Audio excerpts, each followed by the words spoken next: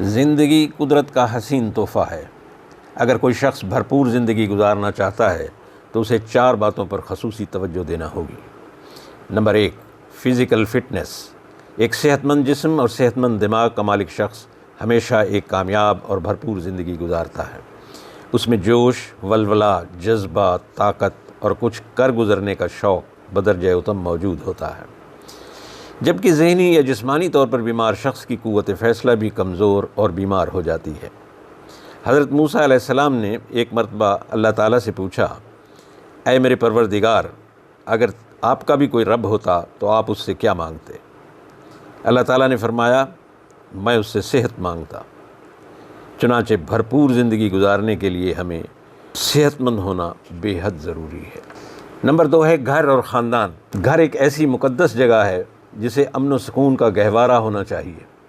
جس گھر کے افراد ایک دوسرے سے محبت اور وفاداری کا دم بھرتے ہیں، وہ گھر کسی جنت سے کم نہیں ہوتا۔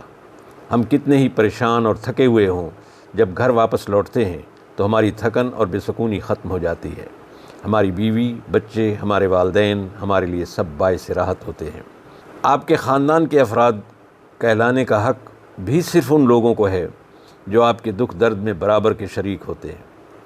جب آپ تکلیف میں ہوں تو ان کی شرکت آپ کی تکلیف کو کم کر دے، اور جب آپ کا خوشی کا موقع ہو تو وہ آپ کی خوشی کو دوبالا کر دے۔ ایسے خاندان کا ہر شخص بھرپور زندگی گزارتا ہے، کیونکہ وہ کبھی بھی عدم تحفظ کا شکار نہیں ہوتا۔ گھر کا ہر فرد دوسرے کی ترقی اور خوشحالی کو اپنی ترقی سمجھتا ہے، چنانچہ آپ کا گھر اور آپ کی فیملی آپ کی زندگی کو بھرپور بنانے میں بہت اہم کردار ادا کرتی ہے۔ عزیزان گرامی، اگر آپ کو ہمارا یہ چینل پسند آئے تو اسے سبسکرائب ضرور کیجیے گا اور اپنے دوستوں کو بھی شیئر کر دیجیے گا۔ تیسرا پوائنٹ ہے معاشی خوشحالی۔ اس بات سے بھی کوئی انکار نہیں کر سکتا کہ دولت کے حصول کے بغیر معاشی خوشحالی کا خواب کبھی بھی شرمندہ تعبیر نہیں ہو سکتا۔ دولت بذات خود کوئی بری شے نہیں، اس کا استعمال برا بھی ہو سکتا ہے اور اچھا بھی۔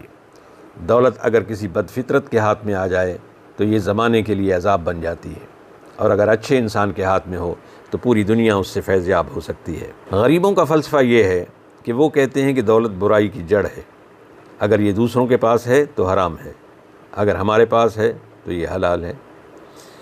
دراصل ان کی غربت کی ایک بڑی وجہ بھی یہی ہے کہ یہ لوگ امیروں سے نفرت کرتے ہیں، لیکن دولت کے حصول کی شدید خواہش مند ہیں۔ ہر شخص کو یہ حق حاصل ہے کہ وہ دولت کمانے کے لیے اپنی صلاحیتوں کا بھرپور استعمال کرے اور اپنی تمام جائز ذرائع کو بروئے کار لاتے ہوئے اپنی اور اپنے خاندان کی ضروریات کو پورا کر سکے۔ چوتھی خوبی یہ ہے معاشرتی ماحول۔ آپ کے ارد گرد جو لوگ بھی ہوتے ہیں، ان کے نظریات، افکار اور ان کی سوچ آپ کی زندگی پر گہرے اثرات مرتب کرتی ہے۔ دوسرے لفظوں میں، آپ جس ماحول میں پرورش پاتے ہیں یا دن کا بیشتر حصہ جن لوگوں کے ساتھ گزارتے ہیں، وہ آپ کے کاتب تقدیر بن جاتے ہیں اور آپ کی قسمت کا فیصلہ کرنے میں اور آپ کی منزل کا تعین کرنے میں بہت اہم کردار ادا کرتے ہیں۔ بقول شاعر، جس میں تقدیر بدلنے کی سہولت نہ ملے، ایسی لکھی ہوئی تقدیر سے ڈر لگتا ہے۔